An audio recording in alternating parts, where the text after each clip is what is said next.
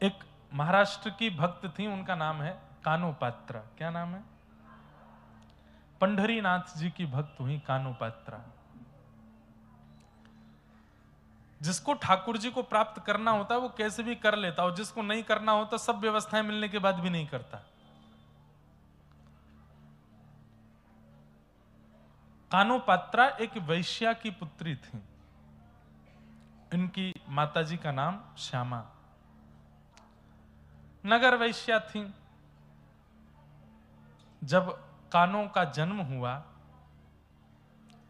तो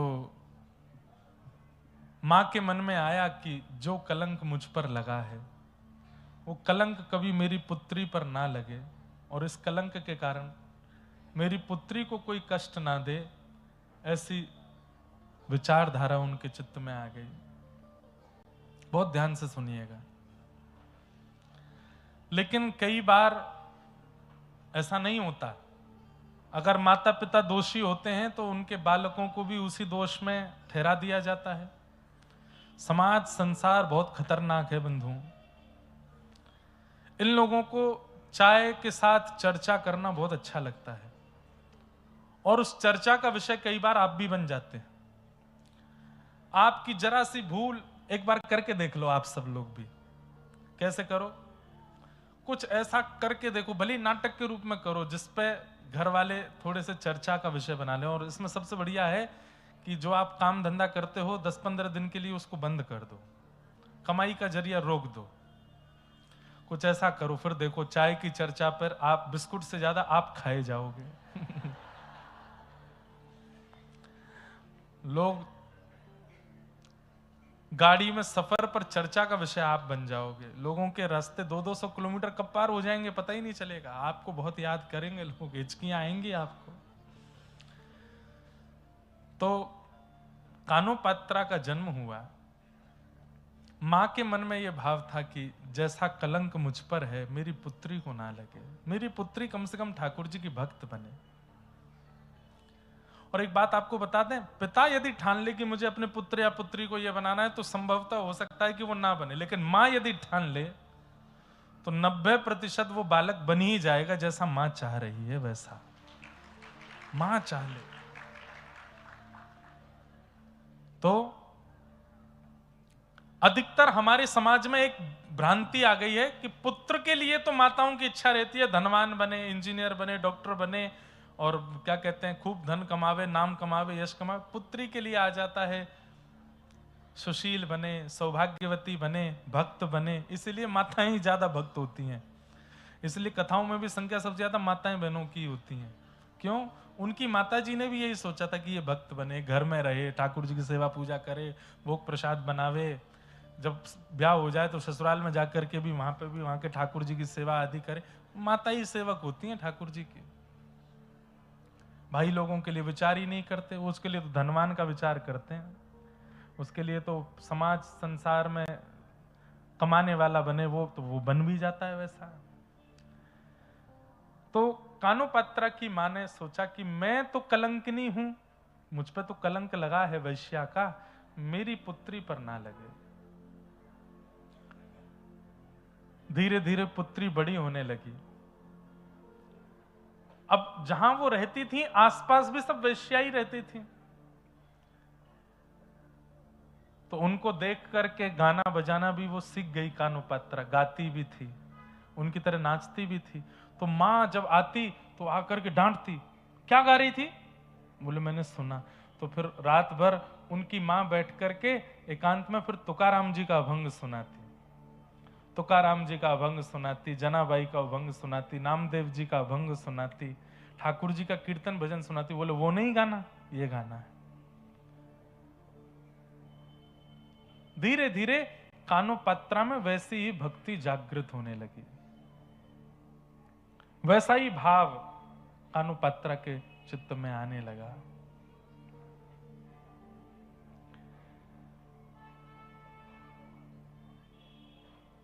मंदिर जाने की इच्छा करती तो कानोपात्रा की मां कहती कि हम इतने पवित्र कुल की नहीं है, इतने पवित्र खानदान की नहीं है कि हम मंदिर जा सकें। लेकिन इसको कैसे समझाऊं ये बात? मंदिर जाएंगे तो कोई रोकेगा टोकेगा, हमें नहीं जाने देगा।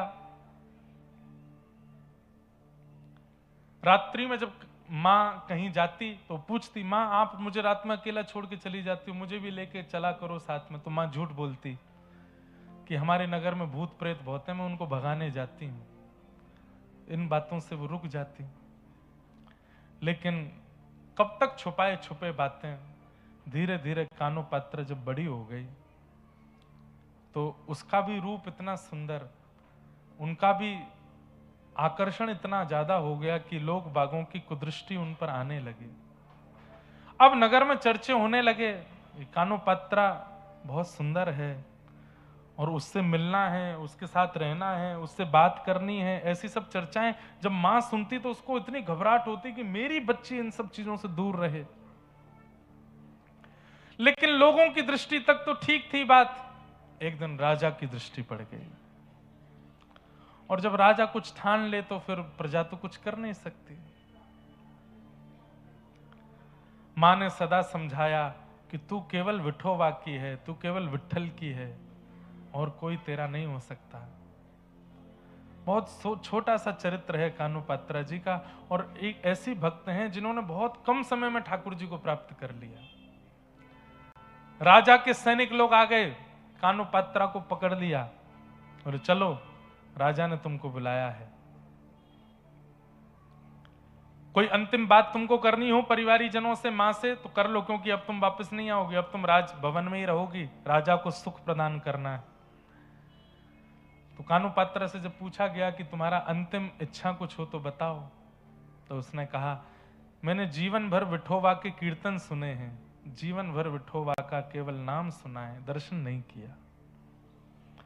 एक बार मंदिर में आज्ञा लेकर के पुजारियों से कह, आप तो राजा के सैनिक हैं, आप तो जो चाहे कर सकते हो, जब राजा मुझे बुला ही रहे हैं तो राजा केवल एक प्रस्ताव दे दें, मुझे एक बार विठोबा को देखना है, उनको देख के मैं आ जाऊं। तो मंदिर में प्रवेश वर्जित था, वैश्या की पुत्री है, लेकिन राजा ने आज्ञा कर दी, बोले नहीं इसको दर्शन कराओ, उसके बाद ये हमारी सेवा में रहेगी। तो पुजारी आदियों ने भी फिर आज्ञा दे दी, मंदिर के द्वार खोल दिए और कानो पात्रा गई है पहली बार विठोबा के सामने, कमर पर हाथ धरे ठाकुर जी को आज तक केवल सुना है, लेकिन आज जैसे ही देखा सन्मुख गई, जाकर के कानो पात्रा के नेत्र सजल हो गए और सजल नेत्रों से ठाकुर जी से कहती है कि नाथ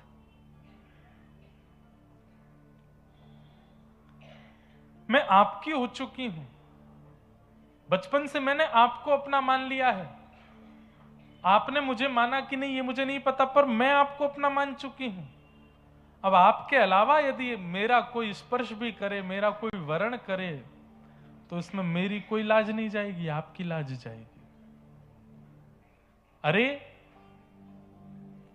कोई बहुत बड़ा व्यक्ति यदि सामान्य को अपने जीवन में बुला करके कुछ समय बाद उस सामान्य का त्याग कर दे तो सामान्य पर कुछ नहीं जाएगा, उस बड़े की निंदा होती है।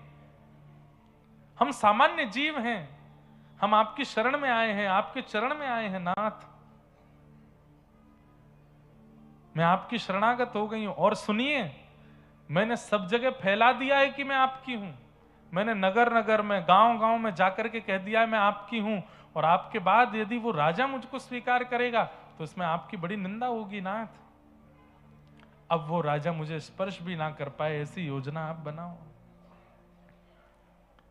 प्रभु जी मोरी क्या बिगड़ेगी, जाएगी लाज तुम्हारी, तुम्हारी जाएगी लाज तुम्हारी। हरि जी मोरी क्या बिगड़ेगी, जाएगी लाज तुम्हारी, तुम्हारी जाएगी लाज तुम्हारी। मुपति पाँच पाँच के तुम पति सो पति काहे बिसारे, भीष्म द्रोण और कर्ण दुशासन इन मोरी लाज बिगाड़ी, हरि जी मोरी क्या बिगड़ेगी, जाएगी लाज तुम्हारी, जाएगी लाज तुम्हारी। सूरदास पाछे पछतई हो, आप पीछे पछताओगे जब मोहे देख उघारी। वैसे तो द्रौपदी के चीर हरण के प्रसंग का पद है, परंतु हर भक्त ठाकुर जी से कह सकता है कि नाथ, यदि ये संसार मुझे अपने चंगुल में फंसा रहा है तो इसमें मेरा कुछ नहीं जाएगा। मैं तो अपने आप को आपके सन्मुख अर्पित कर चुका हूं, अपने आप को आपके हवाले कर चुका हूं। अब आपके हवाले आने के बाद कोई और मुझे स्वीकार करे, इसमें मेरा कुछ नहीं बिगड़ेगा। आप कमजोर हैं ये पता चलेगा दुनिया को, कि आपकी शरणागति प्राप्त करने के बाद भी किसी और के प्रति मेरा मन जा रहा है, कोई और मुझे खींच रहा है। कानोपात्रा ने ठाकुर जी से कह दिया, और यदि आप मुझे स्वीकार नहीं करे हैं तो फिर आप पूरे पंढरपुर में जाके घर घर में जाके बता दीजिए सबको कि कानोपात्रा को मैंने स्वीकार नहीं किया। लेकिन नाथ, उसमें आपको बहुत श्रम होगा। इतने हजारों घरों में हर घर में जा जाके आपको बोलना पड़ेगा कि कानोपात्रा मेरी नहीं है, कानोपात्रा मेरी नहीं है। इतनी हजार जगह जाकर के आप श्रमित होंगे, उससे अच्छा तो इस कानों को स्वीकार कर लीजिए ना। ये सामने खड़ी है, द्वार पर खड़ी है आपके, हाथों में हथकड़ियां, पैरों में बेड़ियां, सैनिक तलवार लेकर के खड़े हैं। कानोपात्रा हाथ जोड़ करके ठाकुर जी से कह रही है कि नाथ, मैं आपको मान चुकी हूं अपना, अब आप भी मुझे मान लो। एक क्षण के लिए एक दिव्य तेज प्रकट हुआ, सबके नेत्र बंद हो गए, सब अपनी आंखें छुपाने लगे, और एक क्षण बाद जैसे ही वो तेज विश्राम हुआ, हथकड़ियां रह गईं, बेड़ियां रह गईं, कानोपात्रा अंतर ध्यान हो गई। विठोबा ने अपने भीतर उसको समाविष्ट कर लिया, अंतर ध्यान हो गई, तन पड़ा रह गया वहीं पर और विलीन हो गई ठाकुर जी में।